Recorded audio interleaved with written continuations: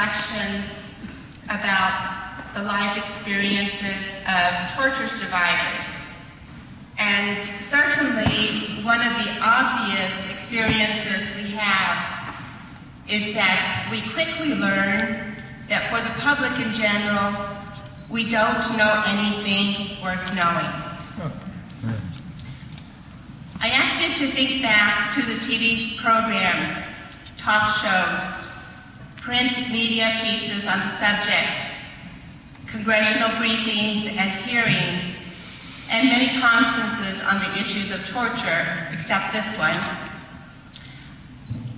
How many times has a survivor been called upon to offer his or her views on this subject? A subject we know from the inside out. Not many, I assure you.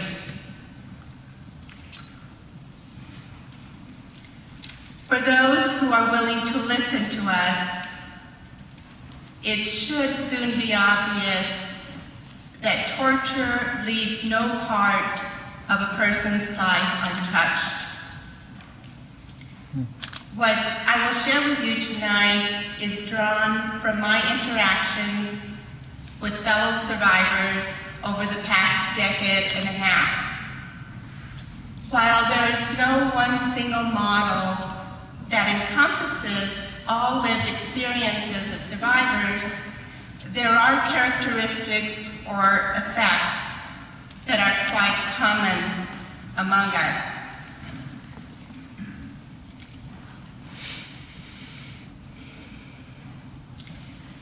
We lived through something unspeakable.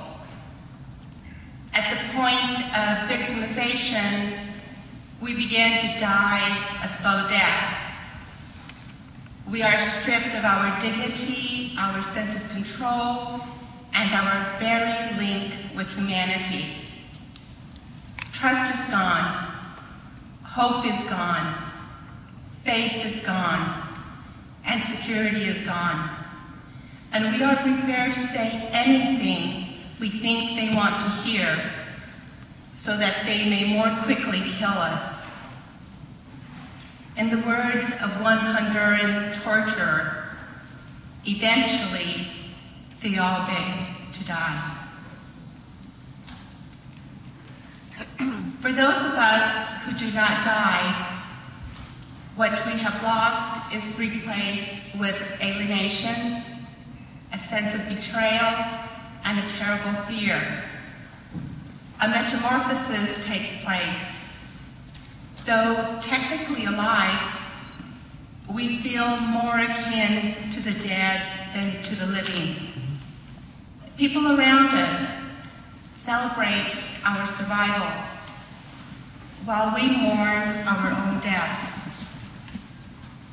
We are strangers to everyone, those closest to us, even to ourselves.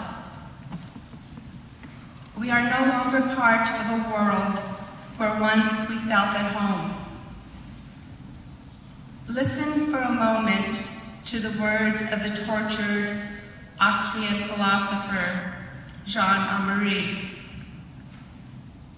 Anyone who has been tortured remains tortured. Anyone who has suffered torture never again will be at ease in the world. Faith in humanity, already cracked by the first slap in the face and then demolished by torture, is never acquired again. Many of us carry the physical scars of having been beaten, hanged by wrist, arms or legs, burned by electrical devices or cigarettes, cut or stabbed with knives and machetes. Then there are those with permanent head injuries, amputated limbs, and the like. Each mark, visible or invisible, is a lasting reminder of what was done to us. a reminder that often brings embarrassment and even shame. What a cruel irony it is. It is the tortured and not the torturer who feels ashamed.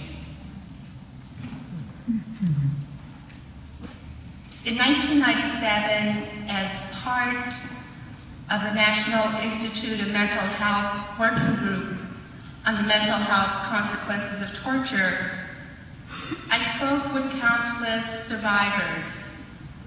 And I remember a young woman who, in addition to being subjected to waterboarding, had been raped daily by her torturers.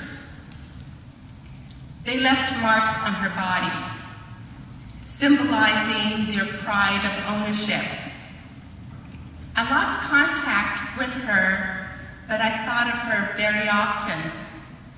And one day, not so long ago, I heard from her.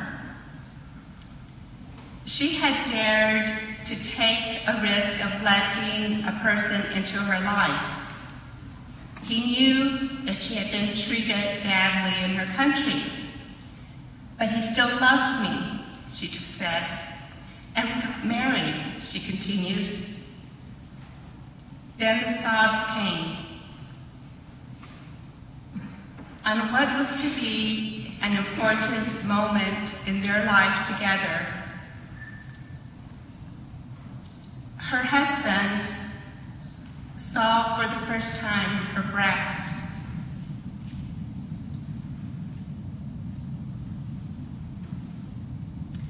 One of her torturers had bitten off her nipples. Another had branded his initials into her breast. When her husband saw her body, he left the room, never returning.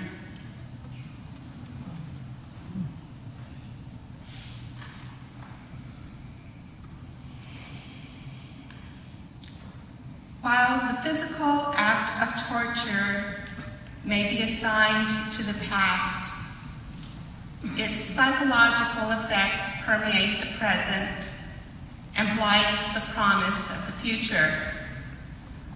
So often, this is torture's intention.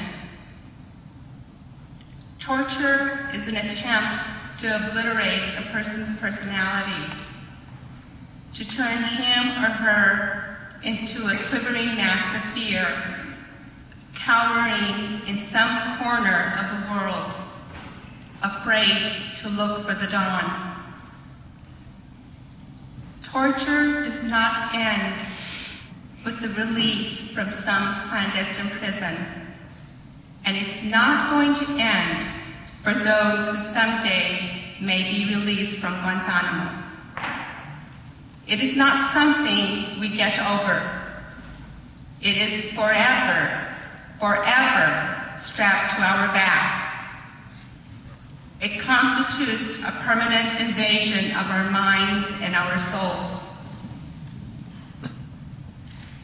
Someone in uniform, a scream, the smell of a cigarette, perspiration, urine, whistling, heavy breathing, dripping water, clattering of keys, the sight of a dog, simply being in a cold, bright room, even making eye contact, being photographed, or a friendly embrace, any of them threaten to return us to that past which walks so closely behind us. Imagine for a moment what it's like to be shadowed by these images day in and day out.